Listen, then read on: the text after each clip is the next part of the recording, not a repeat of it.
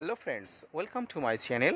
দেশ এবং দেশের বাইরে থেকে যারা আজকে আমার ভিডিওটি কন্টিনিউ করেছেন প্রত্যেককেই gardener tips with Kamal YouTube চ্যানেলে স্বাগতম। অক্টোবর মাসে ছাদ বাগানে কুল গাছের যে সবেমাত্র ফুল এসেছিল সেই ফুলগুলো এখন ম্যাচুরিটি পেয়ে ফুলগুলো পলিনেট হয়ে গুটিতে রূপান্তরিত হয়েছে। অক্টোবর মাসে আপনার ফুলওয়ালা কুল গাছে যে পরিচর্যা করছিলেন, নভেম্বর মাসে এসে কিন্তু তার পরিবর্তন আপনাকে করতেই হবে। কারণ এই নভেম্বর মাসে আপনার গাছের কুলগুলো বেশ ম্যাচুরিটি, বেশ বড় বড় হতে যাচ্ছে। তাই এই সময় কিছু ভুল আপনাকে করা যাবে না, পাশাপাশি কিছু সতর্কমূলক পরিচর্যা করতে হবে।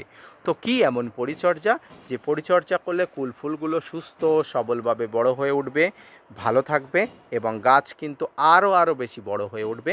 তাই নিয়ে থাকছে আজকের বিস্তারিত আলোচনা। না স্কিপ করে কন্টিনিউ করুন।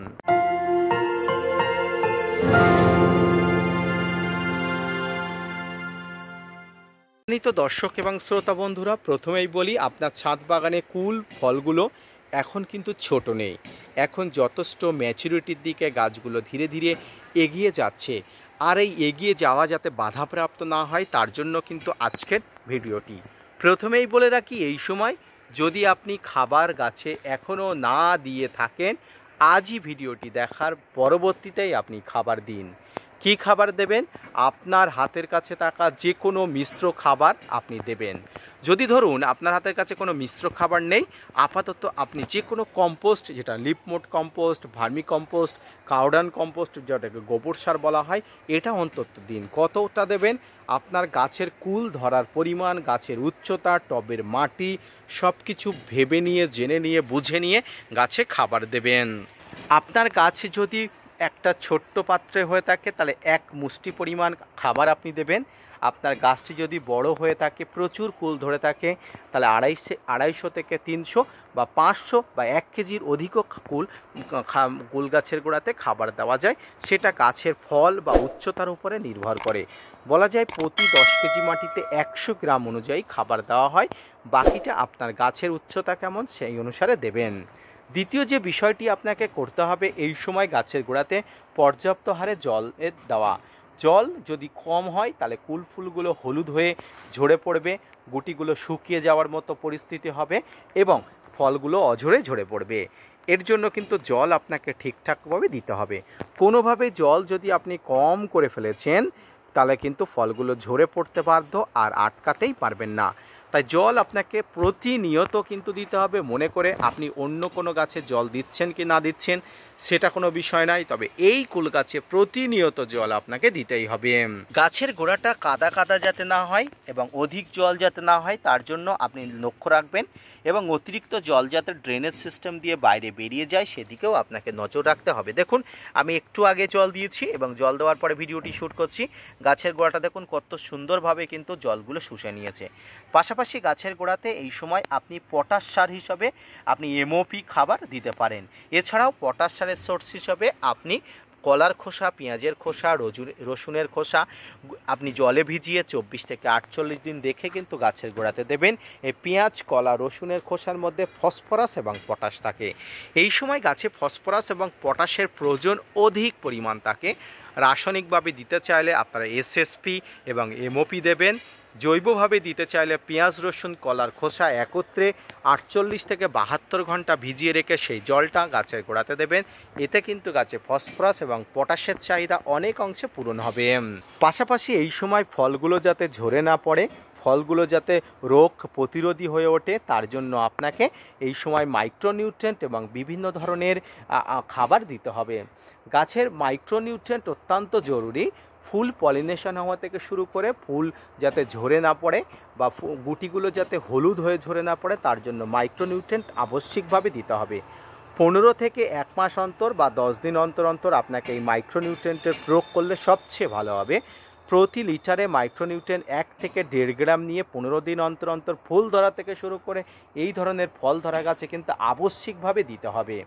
পাশাপাশি গাছের পাতাতে অর্থাৎ ফলে যদি পটাশ সার আপনি দিতে চান, এক্ষেত্রে 0050 অর্থাৎ সালফেট অফ পটাশ, যেটা সাদা পটাশ, ডাস্ট পটাশ বা গুঁড়ো পটাশ হিসাবে আমরা চিনি, এই পটাশ কিন্তু আপনারা দেবেন। কোনো ধরনের কোনো অসুবিধা নেই। আপনি আপনার সুবিধা মতো গাছে 10 দিন, 15 দিন, 1 সপ্তাহ অন্তর অন্তর যেমন আপনার হাতে সুযোগ থাকবে ঠিক তেমনভাবে দেবেন। এই সময় গাছে কোনো ধরনের নাইট্রোজেন গঠিত পদার্থ দেবেন না। ফসফরাস এবং পটাশ এবং মিশ্র খাবার যেটি প্রয়োগ করবেন এটিই কিন্তু বেস্ট। এছাড়া আপনার ছাদ বাগানে গাছে যদি কোনো প্রকার ফাঙ্গাস এবং কীটপতঙ্গর আক্রমণ ঘটে থাকে তার ব্যবস্থাপনা আপনাকেই করতে হবে। যদি কীটপতঙ্গের আক্রমণ ঘটে থাকে তাহলে অবশ্যই ডাইমাটের 30%, ইমিডাক্লোপিড গ্রুপ, সাইপারমেট্রিন গ্রুপ, আপনারা বাংলাদেশি বন্ধুরা সবিক্রান 425 এই ধরনের কম্পোজিশনের কীটনাশকগুলো সর্বোচ্চ 1.5 ml প্রতি লিটার জলে নিয়ে আপনি স্প্রে করে দিন এই ধরনের ফল ধরা কুল গাছে বা সবেমাত্র ফুল ধরা কুল গাছে। মনে রাখবেন, আপনি যদি কীটপতঙ্গ এবং ফাঙ্গাসের আক্রমণকে প্রতিহত না করতে পারেন তাহলে কিন্তু কুল ফলগুলো একটাও টিকিয়ে রাখা সম্ভব নয়। তাই প্রয়োজন হলে আপনি দেবেন, আর অপ্রয়োজনে কিন্তু প্রয়োগ করবেন না। এর পাশাপাশি আরও একটি বিষয় আমি বলবো, যেটা হয়তো কোনো ছাদ বাগানেই বলবে না, আপনি সপ্তাহে একবার করে এই ধরনের ফল ধরা কুল গাছে হাইড্রোজেন পারক্সাইড ভালো করে জলে গুলে স্প্রে করে এই ধরনের গাছে স্প্রে করে দেবেন, ফলের উপরে স্প্রে করে দেবেন। দেখবেন ফল কিন্তু অত্যন্ত চকচকে থাকবে, অত্যন্ত ভালো থাকবে, সুস্থ থাকবে। পাশাপাশি গাছের বিভিন্ন ধরনের ফাঙ্গাসেরও আক্রমণ গাছের উপরে সেটা কিন্তু অনেক অংশে কম হবে। খাবার, জল, মাইক্রোনিউট্রিয়েন্ট, পটাশ, ফসফরাস এই ধরনের খাবার কন্টিনিউয়াসলি অর্থাৎ চক্রাকারে যদি আপনি দিতে পারেন তাহলে আপনার গাছে ম্যাচুরিটি থাকা কুলগুলো আরও দ্রুত ম্যাচুরিটি হবে এবং সেগুলোকে আপনি দ্রুত হারভেস্ট করতে পারবেন। সম্মানিত দর্শক এবং শ্রোতা বন্ধুরা, আশা করি বুঝতে পেরেছেন আমার ছাদ বাগানে কুল গাছটি অত্যন্ত ছোট, অর্থাৎ 2 বছর বয়সী অবশ্যই, কিন্তু ছোট, অল্প পরিমাণ কুল আমি ধরাতে পেরেছি, এটাই কিন্তু আমি ছোট ছাদ বাগানি হিসাবে খুশি। তাই আপনাদের কাছে আমার থেকে অধিক বড় কুল গাছ আশা করি আছে এবং থাকুক, এটাই চাই। প্রত্যেকে প্রচুর পরিমাণ কুল ধরান, এটাও আমি চাই। তবে পরিচর্যাটি যেমনভাবে বললাম ঠিক তেমনভাবে করুন। জলের ঘাটতি হতে দেবেন না। খাবার গাছের গোড়াতে অবশ্যই প্রয়োগ করুন এবং গাছের গোড়াতে পটাশ, ফসফরাস ঘটিত খাবার যেমন দেবেন, গাছের পাতাতে কিন্তু ফসফরাস এবং পটাশের চাহিদা পূরণ করার জন্য আপনাকে নানা ধরনের যে খাবারগুলোর কথা বললাম সেগুলো প্রয়োগ করবেন। জৈবভাবে চাইলে জৈবভাবে দেবেন, রাসায়নিকভাবে চাইলে রাসায়নিকভাবে দেবেন। ফাঙ্গাস কীটপতঙ্গের আক্রমণকে বাঁচাতে চাইলে আপনি ওইভাবেই পরিচর্যা করবেন যেভাবে আমি অবশ্যই আপনাদের গাইড করলাম। ধন্যবাদ।